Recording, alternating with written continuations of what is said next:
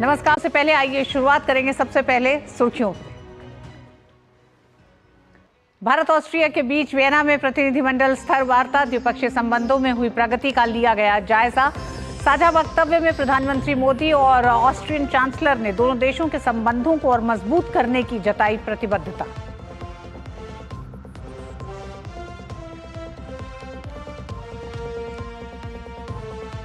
प्रवर्तन निदेशालय ने राउज एवेन्यू कोर्ट में दाखिल चार्जशीट में अरविंद केजरीवाल को बताया शराब नीति का किंग पिन। आम आदमी पार्टी को भी बनाया आरोपी। भाजपा में शामिल हुए दिल्ली के पूर्व मंत्री राजकुमार आनंद ने भी केजरीवाल पर हजारों करोड़ रुपए के फंड के हेराफेरी का लगाया आरोप।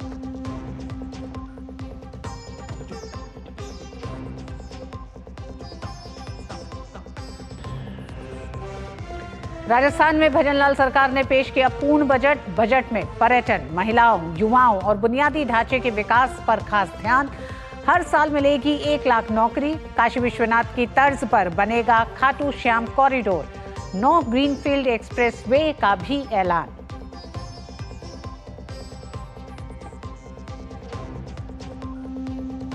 सात राज्यों में 13 विधानसभा सीट पर उपचुनाव के लिए मतदान समाप्त। बंगाल की 4 सीटों पर हो रहे उपचुनाव के दौरान हुई जमकर हिंसा।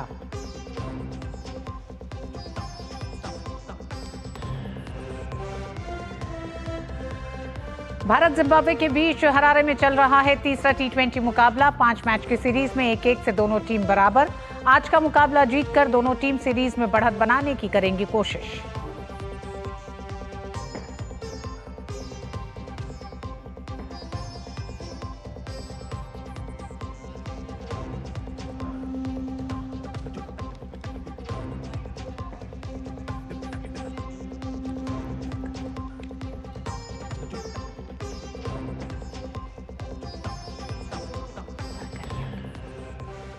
दिल्ली आबकारी नीति घोटाले में आम आदमी पार्टी और अरविंद केजरीवाल की मुश्किलें बढ़ती जा रही हैं। इस मामले में अब प्रवर्तन निदेशालय ईडी ने नई चार्जशीट दाखिल की है, जिसमें सीएम अरविंद केजरीवाल को 37वें आरोपी और आम आदमी पार्टी को 38वें आरोपी के तौर पर शामिल किया गया है।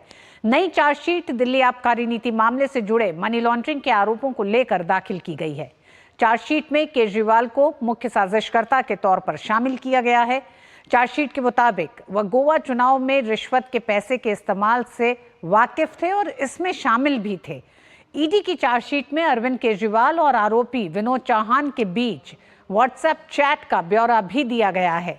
आरोप है कि के कविता के पीए ने गोवा चुनाव के दौरान विनोद के जरिए आम आदमी पार्टी को 25.5 करोड़ रुपए भेजे थे। ईडी के मुताबिक विनोद चौहान न केवल दिल्ली से गोवा में 25.5 करोड़ की रिश्वत के ट्रांसफर में शामिल था, बल्कि उसके अरविंद केजरीवाल से अच्छे संबंध थे। साथ ही वो अरविंद केजरीवाल के जरिए दिल्ली जल बोर्ड में लोगों की पोस्टिंग भी करवाया करता था। इसके लिए दिल्ली सरकार के ऑफिशियल नोट का स्क्रीनशॉट भी ईडी ने चार्जशीट में लगाया है। विनोद चौहान के मोबाइल से मिले ऑफिशियल नोट में शलभ कुमार नाम के शख्स ने दिल्ली जल बोर्ड में मेंबर वाटर सप्लाई के पद पर फिर से नियुक्ति का जिक्र भी किया है। और नीरज हमारे साथ इस पूरी खबर पे जुड़े हुए हैं। नीरज, ईडी की चार्जशीट में कई ऐसे सबूत अब सामने आ रहे हैं जो जिरह के दौरान कोर्ट रूम में तो शामिल थे, लेकिन अब जो एक तरह से डिजिटल साक्ष्य के तौर पर क्या उन्हें देखा जा रहा है, जिन बातों पर चर्चा हो रही थी और जिनको आम आदमी पार्टी अभी तक नकार रही थी, आज वो चार्जशीट में दिखाई दिए हैं। देखिए, बिल्कुल आम आदमी पार्टी शुरू से ही नकार रही थी और आम आदमी पार्टी इस बात का जिक्र कर रही थी कि अरविंद केजरीवाल या पार्टी के किसी भी व्यक्ति की भूमिका इसमें नहीं है शराब नीति घोटाले में।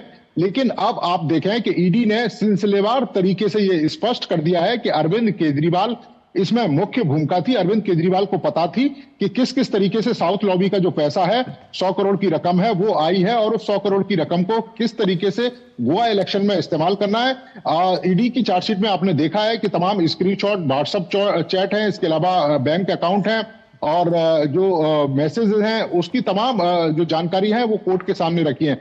आप देखें कि पीएमएलए की जो धारा 70 है, जिसके तहत अरविंद केजरीवाल को 12 जुलाई को पेश होने के लिए बोला है, इसका तात्पर्य यह है कि ये धारा ये बताती है कि अगर कोई कंपनी आपराधिक साजिश में शामिल होती है, जैसा कि ईडी ने अपनी चार्जशीट में भी जिक्र किया है कि पैसे का लेन देन हुआ, आम आदमी पार्टी ने गोवा में इलेक्शन लड़ा, 45 करोड़ की रकम गोवा चुनावों में खर्च की गई थी, जिसकी जानकारी ईडी ने सिलसिलेवार तरीके से अदालत को दी है। अब चूंकि अरविंद केजरीवाल पार्टी के जो संयोजक हैं, मुख्य संयोजक हैं, और उनकी अनुमति के बिना यह संभव ही नहीं था। अरविंद केजरीवाल जिस तरीके से गोवा के होटल में रुके, उसकी जो रकम है वो पे गई, हवाला के थ्रू गोवा में जो पैसा है वो पहुंचाया गया।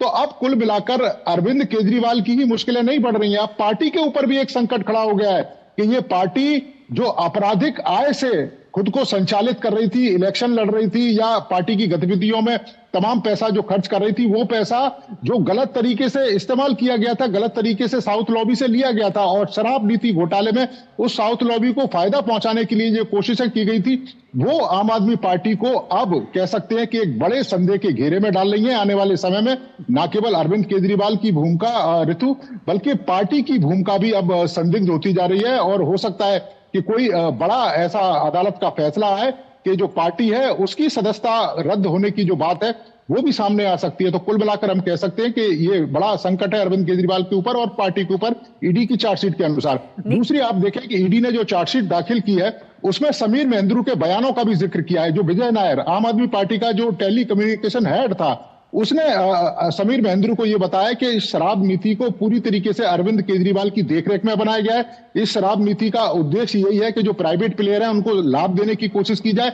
यही कारण है कि इंडो स्पिरिट के मालिक समीर महेंद्रू को इस शराब नीति घोटाले के तहत शामिल किया गया था, और समीर महेंद्रू ने इसके लिए रकम भी चुकाई थी। तो अब कुल मिलाकर आम आदमी पार्टी की मुश्किलें बढ़ती हुई प्रतीत हो रही है। 12 जुलाई को अरविंद केजरीवाल चूंकि पार्टी के सहयोग हैं, आम आदमी पार्टी को नोटिस किया है, तो अब ईडी उनसे पूछताछ करेगी। ऋतु, तो कह सकते हैं कि अरविंद केजरीवाल की मुश्किलें आने वाले समय में बढ़ती हैं, और पार्टी को भी एक संकट में अरविंद केजरीवाल ने डाल दिया है। जी हाँ, बिल्कुल। अरविंद केजरीवाल खुद तो मुसीबत में हैं, साथ ही साथ उन्होंने एक पूरी अपनी पार्टी को भी इस पूरे मामले में एक मुसीबत में डाल दिया है। ईडी की चार्जशीट तमाम उन खुलासों को सामने रखती है जिसमें पार्टी भी मुख्य आरोपी के तौर पर 38वें नंबर पर शामिल है। बहुत बहुत धन्यवाद नीरज इस पूरी जानकारी के लिए। असम में बाढ़ के हालात में धीरे धीरे सुधार हो रहा है। राज्य में बारिश में कमी आई है, लेकिन अभी भी करीब 17 लाख से ज्यादा लोग बाढ़ की विभीषिका को झेल रहे हैं। हालांकि शासन प्रशासन की ओर से राशन के साथ ही रोजमर्रा की जरूरी चीजें बाढ़ प्रभावितों तक पहुंचाई जा रही हैं।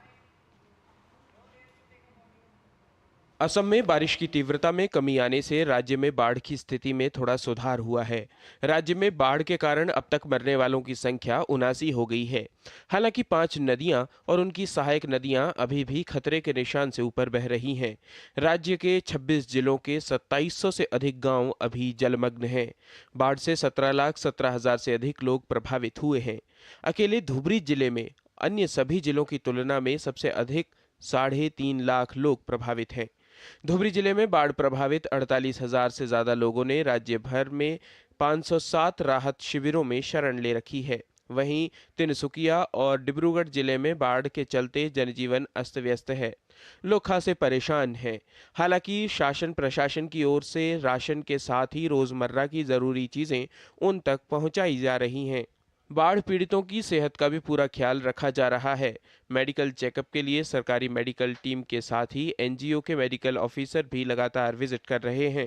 पहले दिन के लिए हम लोग आता है एनजीओ से, एनजीओ का तरफ से इसलिए PPT Hindustan latex family planning promotion trust, और डेली तो हेल्थ मेडिकल टीम आते रहता है यहाँ में। कोल्ड एंड फीवर और लेट्रिन का प्रॉब्लम सब लोग का है, और गैस का प्रॉब्लम और फीवर केस आता है। तो 2 तारीख से पानी बरसात आरंभ हो गया है। बाद में क्या 4 तारीख पे यहाँ में मथाई टूट गया है, उसके बाद सारा गांव प्लावित हो गया है। हमारा यहाँ टिंगखांग समस्ती के सैपाखाटी नाम का जगह है, यहाँ पे 5 गांव डूबा हुआ है। मौसम विभाग ने देश के पूर्वोत्तर भाग में अगले 2 से 3 दिनों तक मूसलाधार बारिश होने का अनुमान व्यक्त किया है।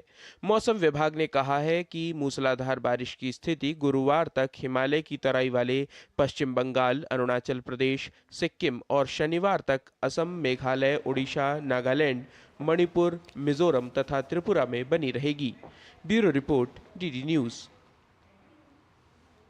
देश के अलग अलग हिस्सों में बाढ़ के अपडेट आप तक लेके आएंगे, लेकिन उससे पहले वक्त एक छोटे से ब्रेक का है।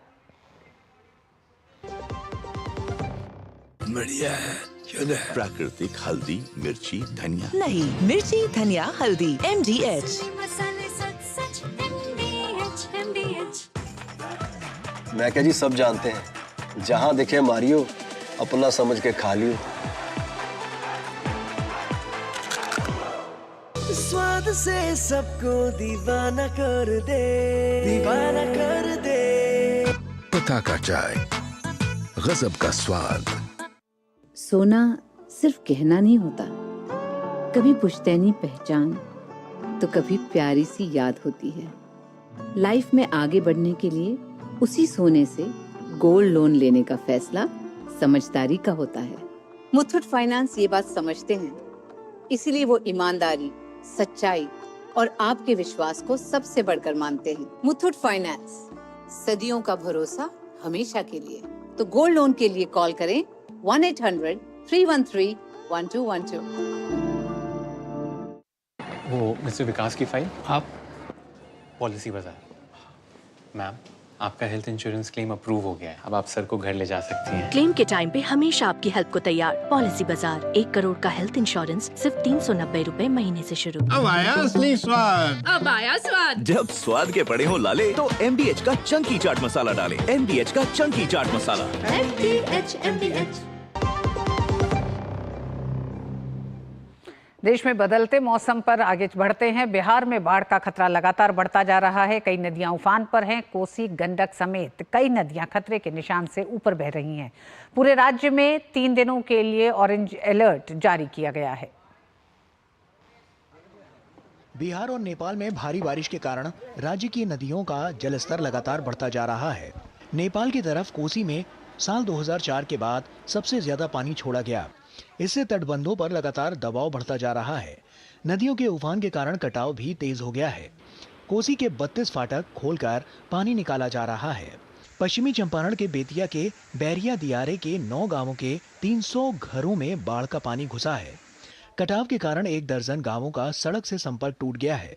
दूसरी तरफ नेपाल में भारी बारिश होने के कारण बागमती नदी के जलस्तर में वृद्धि होने से शिवहर, मोहारी, बागमती तटबंध और आसपास के गांवों में बागमती नदी के कटाव से खतरा मंडरा रहा है।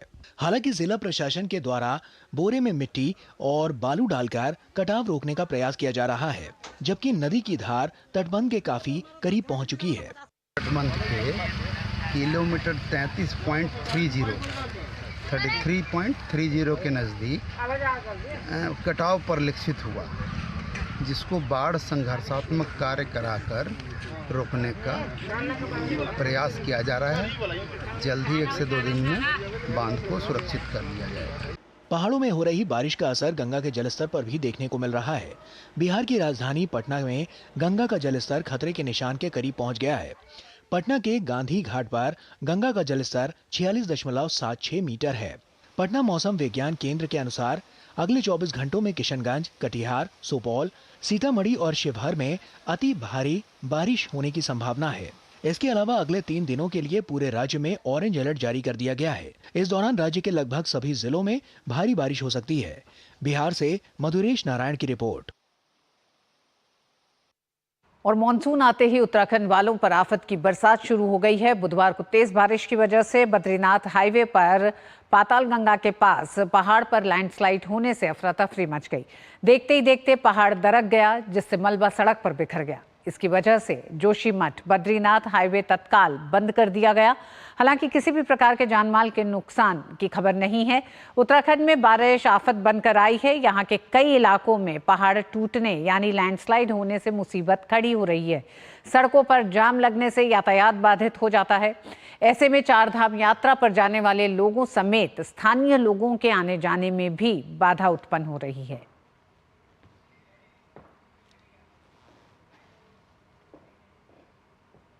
उधर बाढ़ ने उत्तर प्रदेश के कई क्षेत्रों में हाहाकार मचा रखा है। इस बीच आज मुख्यमंत्री योगी आदित्यनाथ ने पीलीभीत के बाढ़ प्रभावित क्षेत्रों पूरनपुर तहसील, सदर तहसील, बीसलपुर तहसील सहित अन्य इलाकों का हवाई निरीक्षण किया। योगी आदित्यनाथ ने बाढ़ प्रभावित इलाकों में चल रहे राहत कार्यों को तीव्र गति से संचालित करने के निर्देश भी दिए।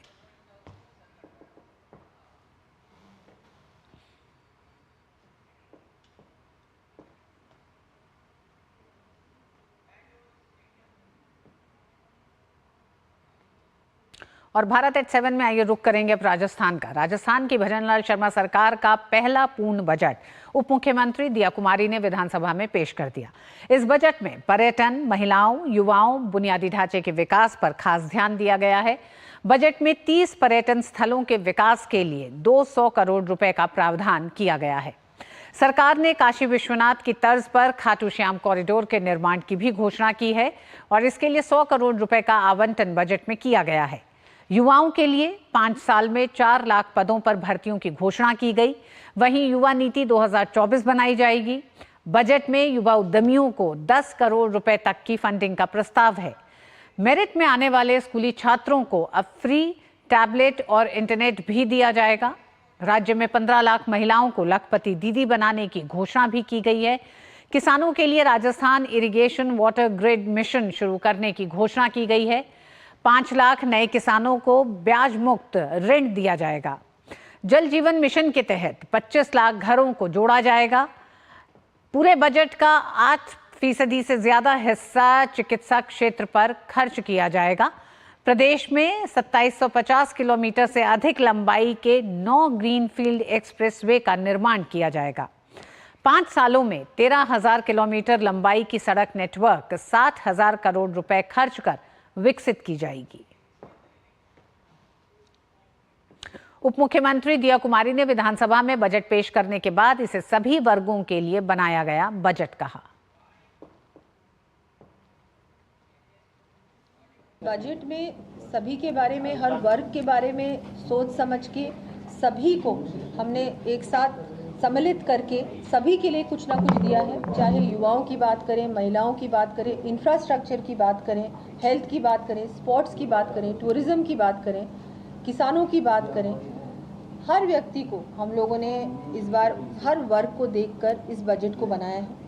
और मुझे तो लगता है कि इस बार जितना इंफ्रास्ट्रक्चर कैपिटल एक्सपेंडिचर भी हम लोगों ने 1.5 गुना बढ़ाया है, क्योंकि एक विकसित राजस्थान बनाने के लिए 2047 में विकसित राजस्थान का जो सपना है, जो हमारे माननीय प्रधानमंत्री जी का सपना है पूरे भारत को एक विकसित भारत बनाने का 2047 तक, और यहाँ पर माननीय मुख्यमंत्री जी और हमारी पूरी टीम भी चाहती है, हम सब चाहते हैं, मुझे लगता है राजस्थान चाहता है एक विकसित राजस्थान बने 2047 तक।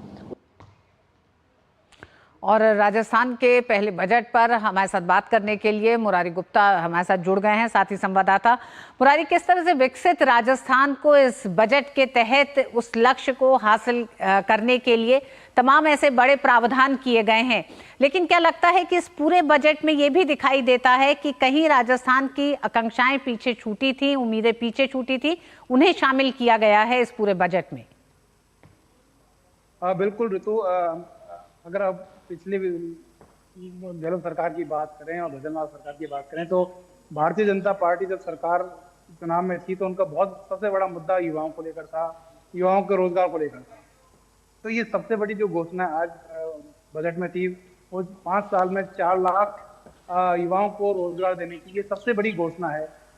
इसके साथ साथ अगर बात करें तो किसानों को इंफ्रास्ट्रक्चर और हेल्थ पर भी लगातार समान रूप से फोकस किया गया है।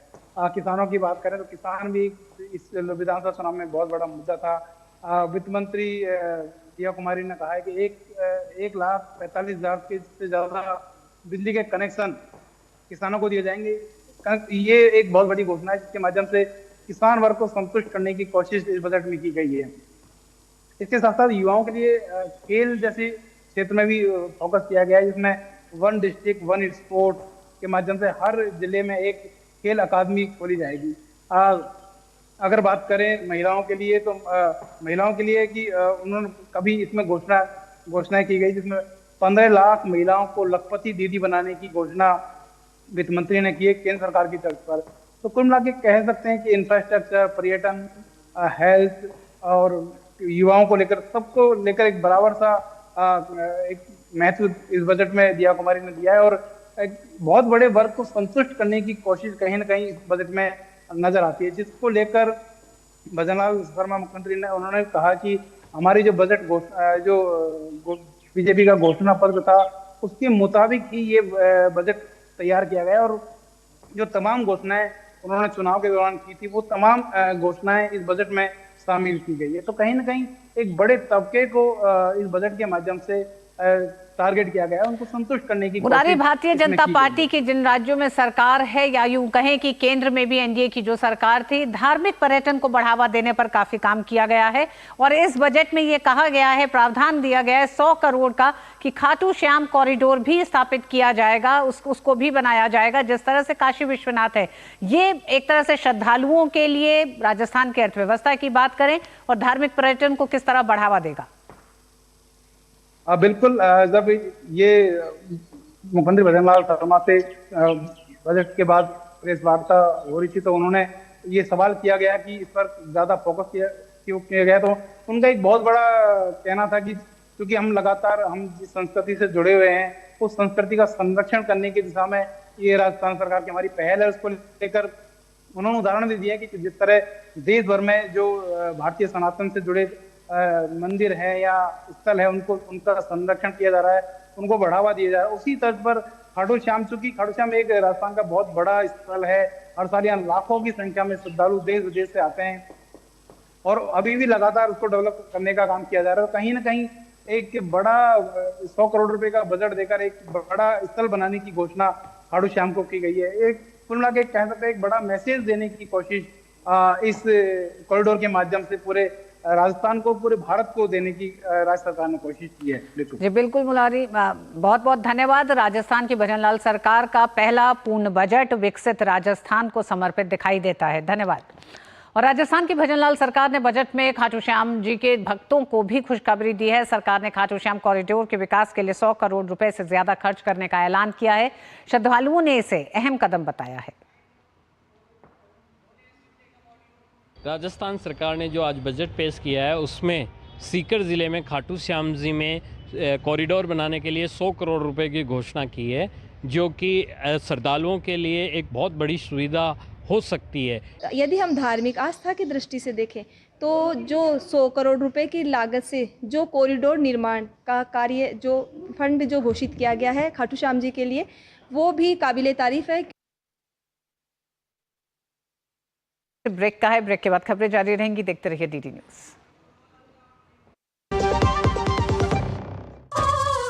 तड़के वाली, भोली भाली, मेहनत वाली, नखरे वाली, असली तड़के वाली, ये तो बड़ी समझदार, बड़ी होशियार, एमडीएच के साथ अब जुड़ते। नई टेस्ट का असली taste, MDH ginger garlic taste. बात जब पीढ़ियों के लिए बनने वाले घर की हो तो जिम्मेदारी बड़ी हो जाती है। गैलेंट समझता है ये जिम्मेदारी। अब डबल एम रिब्स के साथ गैलेंट एडवांस टीएमटी रीबार, निर्माण का रियल हीरो। इतनी सी सैलरी में घर की ईएमआई कैसे भरूंगी? काश तुमने जाने से पहले टर्म लाइफ इंश्योरेंस लिया होता। पॉलिसी बाजार पे 1 करोड़ का टर्म लाइफ इंश्योरेंस सिर्फ 470 रुपए महीने से शुरू। चुटकुला समझ नहीं आया? समझ तो ये नहीं आता कि खेत धान का या खरपतवार का। तो इसमें समझना क्या है दोस्त? ले आओ धान के खरपतवारों का स्पेशलिस्ट ग्रीन लेबल। IIL के ट्रैक्टर ब्रांड का ग्रीन लेबल, धान के खरपतवारों का स्पेशलिस्ट। गोल्डी छोले मसाले, जहाँ जाए रिश्ते बनाए। जहाँ जाए रिश्ते बनाए, गोल्डी मसाले।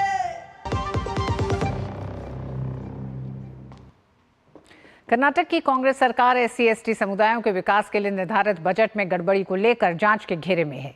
इसी मामले में राष्ट्रीय अनुसूचित जाति आयोग के चेयरमैन किशोर मकवाना ने कहा है कि कर्नाटक में जो अनुसूचित जाति के लिए निर्धारित बजट है उसका दुरुपयोग राज्य सरकार द्वारा किया जा रहा है।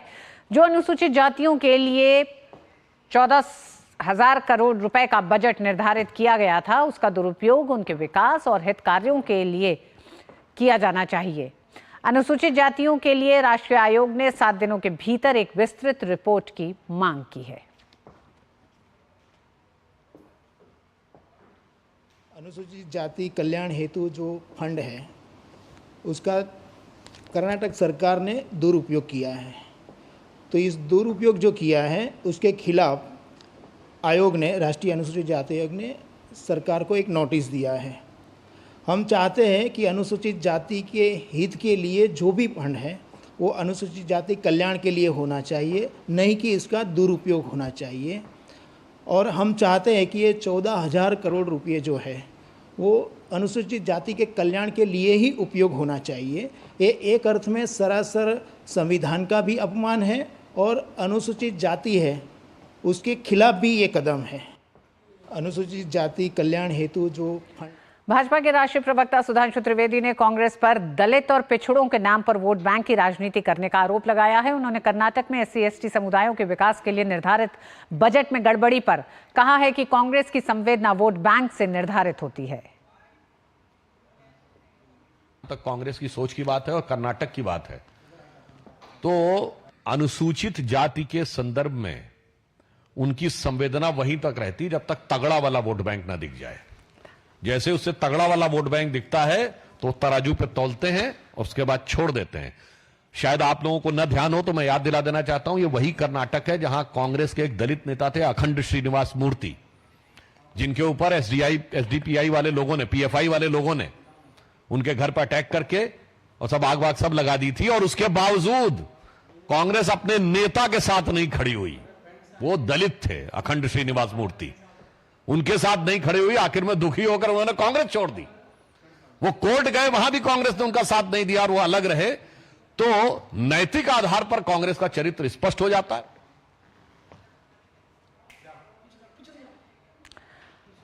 भाजपा ने कांग्रेस पर दलितों और अनुसूचित जातियों को लेकर राजनीति करने का बड़ा आरोप लगाया है। भारत एट 7 की खबरों में आज बस इतना ही। DD न्यूज पे खबरें जारी रहेंगी। मुझे दीजिए अनुमति। नमस्कार।